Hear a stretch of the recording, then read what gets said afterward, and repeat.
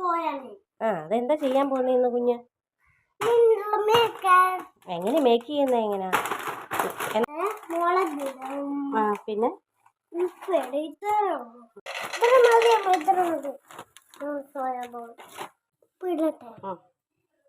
കുറച്ച് ഉപ്പിട്ട്, ഒത്തിരി വേണ്ട, കുറച്ച്. നീ എന്താ ഇടുന്നേ ഇതിനകത്ത്? മുളകല്ല, മഞ്ഞപ്പൊടി. ഉപ്പിട്ട് മഞ്ഞപ്പൊടി ഇട്. മതി.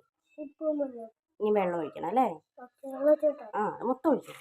നീ എന്നിട്ട് എന്ത് ചെയ്യണം? വേവിക്കണം.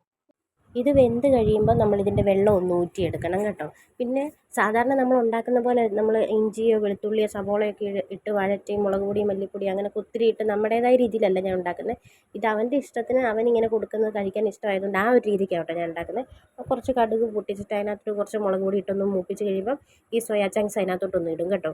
ഇടുന്നതിന് മുമ്പ് അതൊന്ന് നല്ലോണം പിഴിയണം. കാരണം അതിനകത്ത് നമ്മൾ വെള്ളം ഊറ്റിക്കളഞ്ഞാലും വെള്ളമയം കാണും. പിന്നെ കുറച്ച് കരിവേപ്പിലയും പിന്നെ കുറച്ച് മീറ്റ് മസാലയുടെ പൊടിയും ശകലം പെരുംജീരകം മാത്രം പൊടിച്ചതും ഇച്ചിരി കുരുമുളക് പൊടി ഇട്ട് നല്ലോണം ഒന്ന് മൂപ്പിച്ച് ഫ്രൈ ആക്കി കൊടുക്കും കേട്ടോ. പിന്നെ എങ്ങനെയുണ്ടെന്ന് പറഞ്ഞേ? അടിപൊളിയാണോ?